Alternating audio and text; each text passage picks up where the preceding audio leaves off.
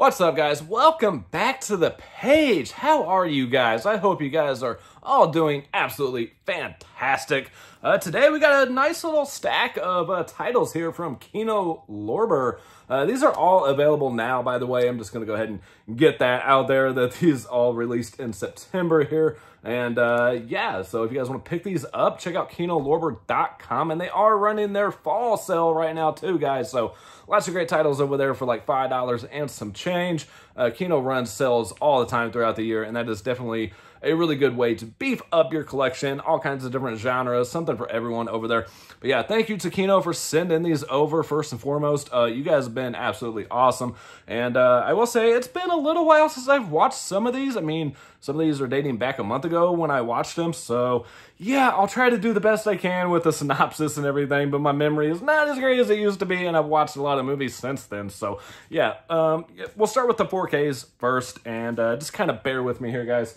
But yeah, we're going to start with Zoltan, the Hound of Dracula, or Dracula's dog. I think the Zoltan, Hound of Dracula sounds a lot better than Dracula's dog, but yeah, that's essentially what it is. It's Dracula's dog. You have some Russian soldiers that disturb the crypt that the dog is in and everything, and decide to pull the stake out of it, because that seems like a really good idea. Let's go ahead and do that. And of course, the dog comes back to life and attacks everybody. And they also awaken, well, the dog actually awakens Dracula's assistant here, pretty much the kind of Renfield character, if you will.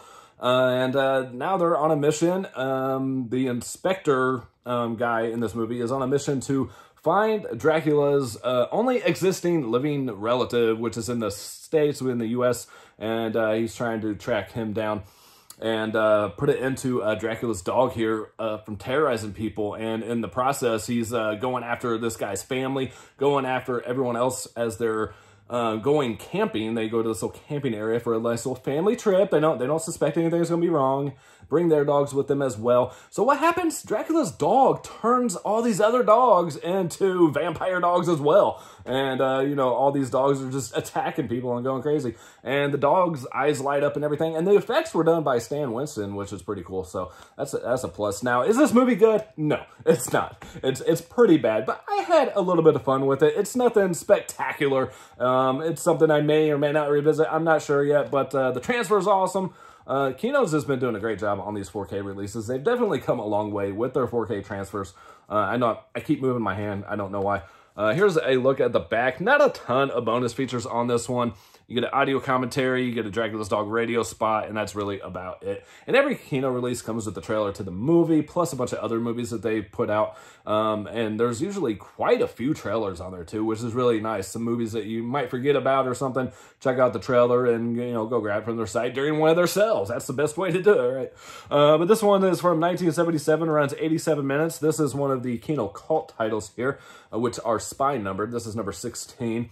This isn't the 166 ratio, by the way. So you get reverse art there, the Dracula's Dog art. I do love this artwork. I don't know about the Dracula's Dog title. And all your Kino cult discs are going to be black and red on the inside there. And you can reverse this sleeve to be the same as the slipcover. But yeah, that's the basis of Dracula's Dog. Again, it's been a while since I've watched some of these, so just kind of bear with me there, guys. Next up, we have another 4K release here, another Kino cult title, The Antichrist. This came out a year after The Exorcist, so this is labeled the Italian version of The Exorcist, pretty much.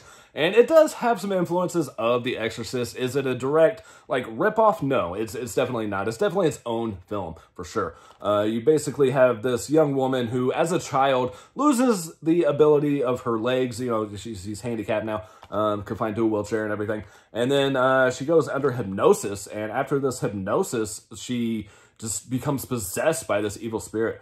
And there's a lot of Exorcist throwbacks of like spewing out and things like that. And of course you have the like demonic voice saying a bunch of foul language and everything, especially this dinner table scene. There's a really weird dream sequence in here where everybody's just nude and it's this crazy like sex scene going on. It's hard to explain. It's really, really strange. But that's really the only flesh in the movie for the most part.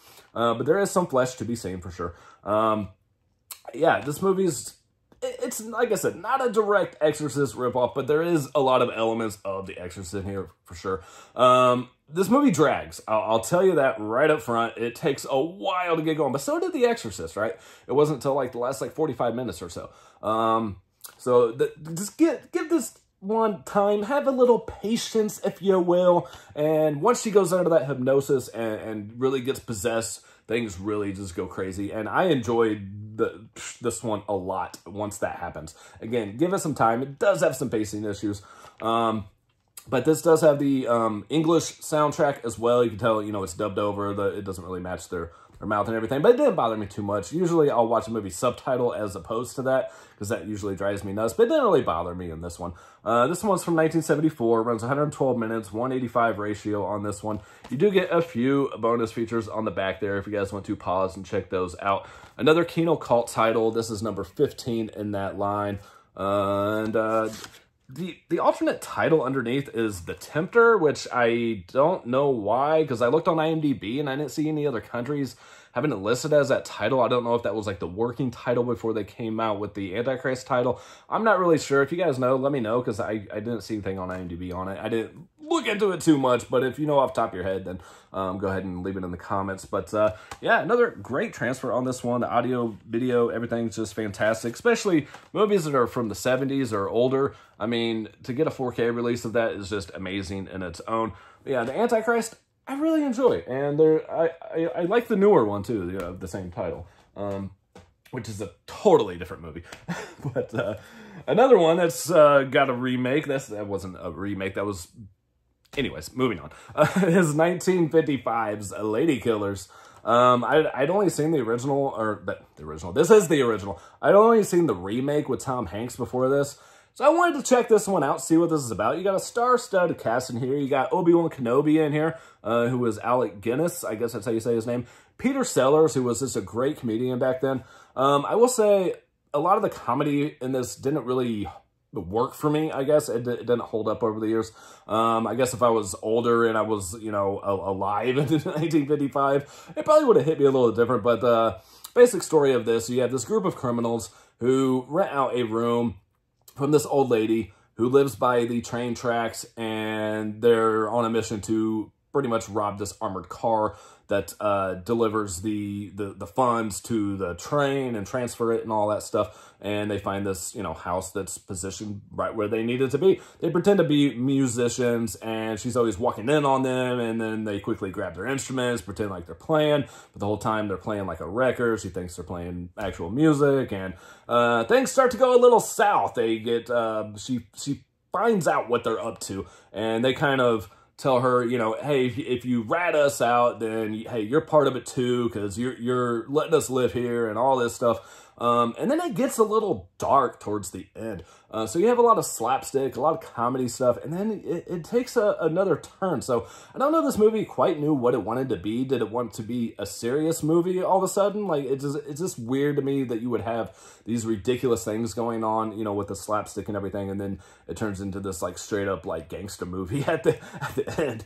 But I don't want to give too much away. I'm not going to tell you exactly what happens at the end, but I enjoyed this one overall. Again, a lot of the comedy did fall a little flat for me, but it is one I see myself revisiting in the future. No reverse art or anything on this one. Your standard Kino disc on the inside there.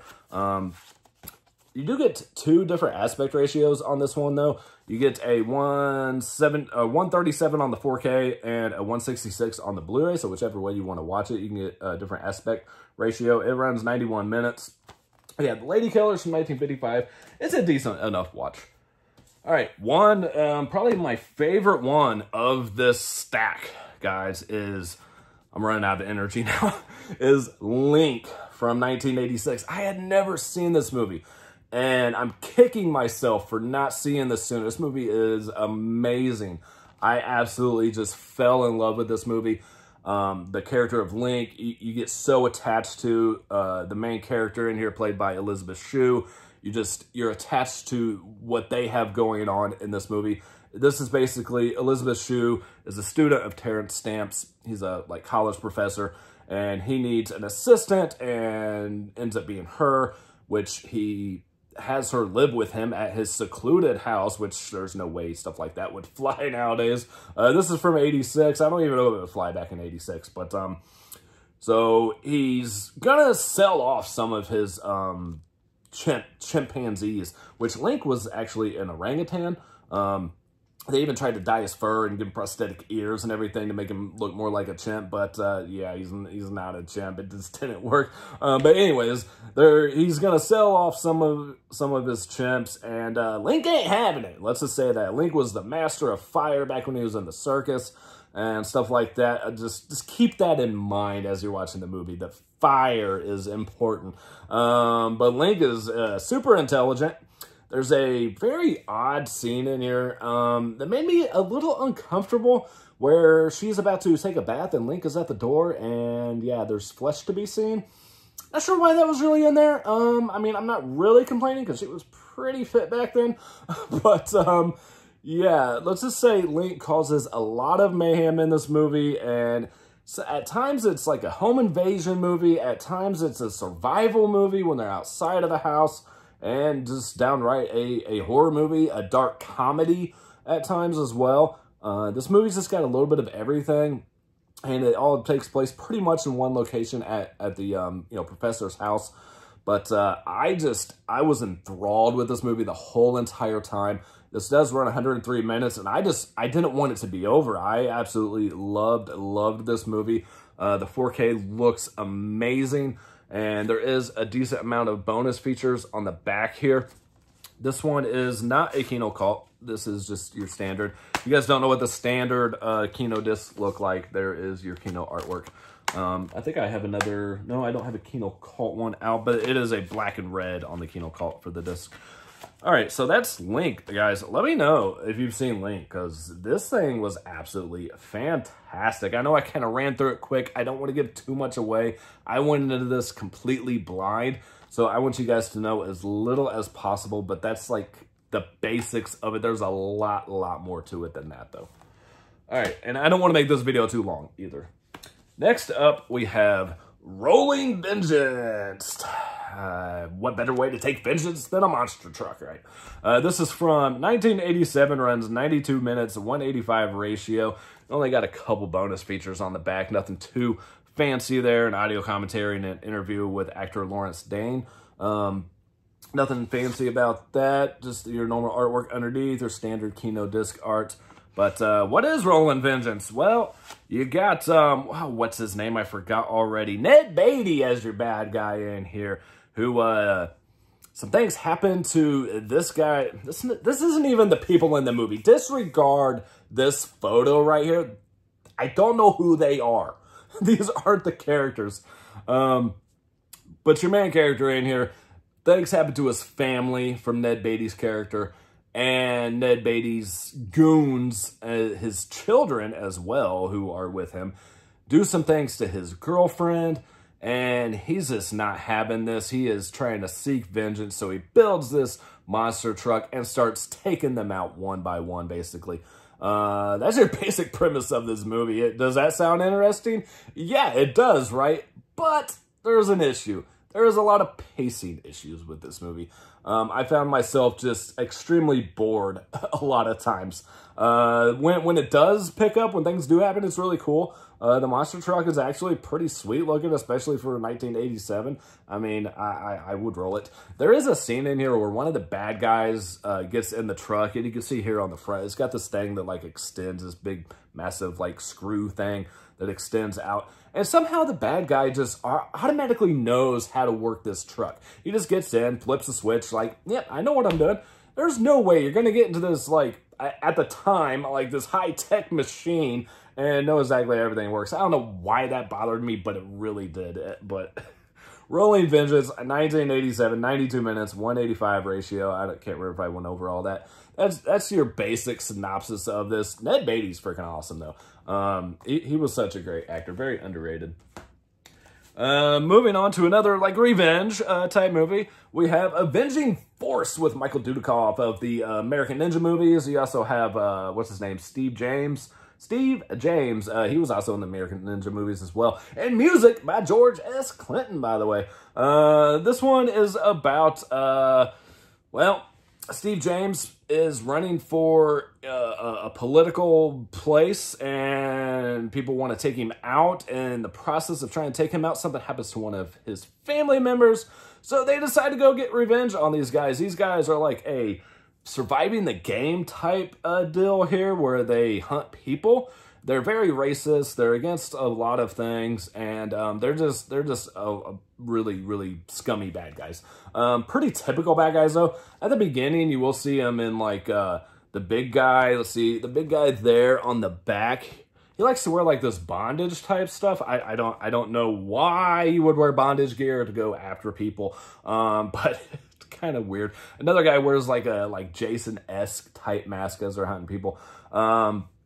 But yeah, that's the basis of this is them going after these bad guys, and just a lot of action, a lot of really good action. I'll say I didn't like the opening scene. I didn't think this movie was going to be very good because I didn't really like the opening scene very much. But once the assassination attempt happens and they're going after these bad guys, it gets so much better, and I really enjoyed this one overall. Highly, highly recommend this. If you guys like cheesy 80s action movies, I think you're really going to enjoy this. Something happens to someone else in this movie. I'm not going to say who. I don't want to spoil it because, again, I went in completely blind. I want you guys to know as little as possible. But there is a lot of good fight scenes in here. The choreography is pretty good. And I just had a really, really fun time with this one. That's all I ask for my movies, is that I'm entertained, right? And this is a highly entertaining action film. It's cheesy, it's corny. Yes, the acting's not great, and that's exactly what I want in my 80s action flicks. I mean, you can't ask for much more than that. Not a whole lot of features on here. You get an audio commentary, you get an intro with Sam Furstenberg. I'm terrible with names. An interview with Michael Dudikoff, which is actually pretty interesting. A lot of information in that one. Nothing too fancy on this one either. Just your normal case underneath with your typical Kino disc underneath. But yeah, 1986, 104 minutes, 185 ratio. It's just a revenge film, action movie that is pretty fun. I recommend this one for sure. Moving on to something a little more serious, but you do get some action in this one as well. This is kind of a made-for-TV type movie, but it is rated R. You have a very young Joey Lawrence in here, as well as John Travolta as our star. That is Chains of Gold. When I seen this up on their site coming out, I knew I had to grab this because I'm a huge John Travolta fan. And this is one I'd never even heard of. I had no idea what this movie was. And it's basically about Joey Lawrence's character gets involved with some bad guys, gets involved with this gang. John Travolta's kind of his father figure, treats him as his son. Some things happened with his family in the past. Again, I'm not spoiling as much as I can here. But he's trying to help him out. He eventually gets pretty much kidnapped by this gang, Joey Lawrence's character. And John Travolta's on a mission to get him out of here. That's your basic premise of this. Now, this gang is pretty much running the city. They have kids, like, doing their little runs for them. They have kids doing the packaging of their contents. They own a couple different buildings. I mean, these guys are really, really big time. And John Travolta eventually, he tries to go to the police, but the police are no help, right? So his only course of action is to join this gang himself as one of their, higher up people making moves, I guess, or whatever you want to say.